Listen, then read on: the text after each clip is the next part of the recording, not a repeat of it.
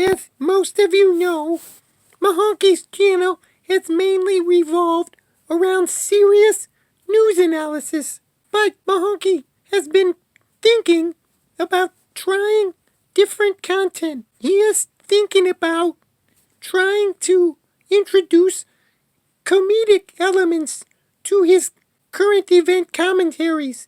If you have feedback, then Mahonky welcomes you to type your jokes into the comments to make his script writing a bit easier. Thank you.